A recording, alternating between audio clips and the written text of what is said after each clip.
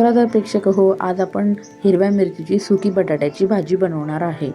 उकडलेल्या बटाट्याची भाजी बनवणार आहे. आपण इथे 4 ते 5 बटाटे उकडायला घेतलेले आहे. कुकरमध्ये 2 ग्लास पाणी टाकलेले आहे. साल काढून घेतलेली आहे बटाट्याची. 5 ते 6 बटाटे घेतलेले आहे. तुम्ही तुमच्या 5 ते 6 शिट्ट्या, 3 ते 4 किंवा 5 ते 6 शिट्ट्या होऊ द्यायच्या आहे.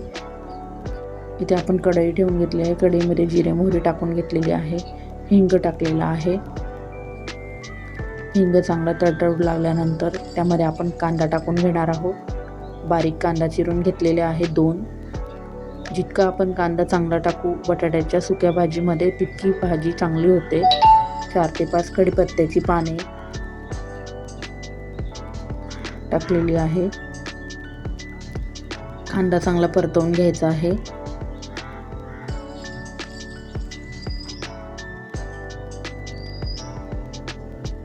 चांगला परतवून झालेला आहे. इथे आपण 4 ते 5 लसणाच्या पाकळ्या, हिरवी कोथिंबीर, 4 ते 5 मिरच्या घेतल्या आहे हिरव्या, बारीक चिरून घेतलेल्या आहे. लसण खलबत्त्यामध्ये कुटून घेतलेले आहे. तुम्ही मिक्सरमधूनही काढून घेऊ शकता लसणाची पेस्ट. पण लसण आपण कुटून घातला तर भाजीची चव वेगळीच लागते.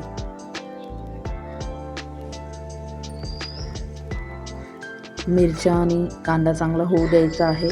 लसणाची पेस्ट पण चांगली होऊ द्यायची आहे कांद्यामध्ये. तुम्ही बघू शकता कांदा आणि मिरच्या, लसणाची पेस्ट छान झालेली आहे. आता आपण इथे 1 चमचा हळद टाकून घेऊया. 1 ते थोडी चिमूटभर वरती घेतलेली आहे. धनेपूड टाकून घेऊया. हे चांगलं मिक्स करून घेऊया तेलामध्ये, कांद्यामध्ये. त्यानंतर आपण इथे बारीक चिरून घेतलेले आहे बटाटे टाकून घेऊया. जे आपण उकडले होते ते बटाटे सगळे बारीक चिरून घेतलेले आहे. छोट्या छोट्या फोडी करून घेतलेल्या आहे. चांगलं हलवून घेऊया भाजीला.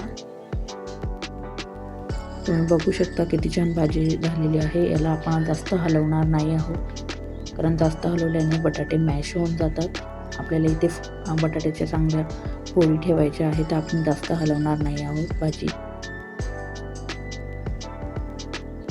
मस्त अशी कोथिंबीर टाकून घेऊया हिरवी.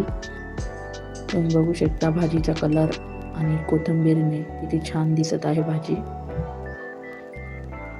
चला तर मग मीठ टाकून घेऊया. चवीनुसार मीठ टाकून घ्यायचे आहे. चला तर मग या जेवायला. असेच नवनवीन रेसिपी बघण्यासाठी चॅनलला सबस्क्राईब करा, लाईक करा, शेअर करा.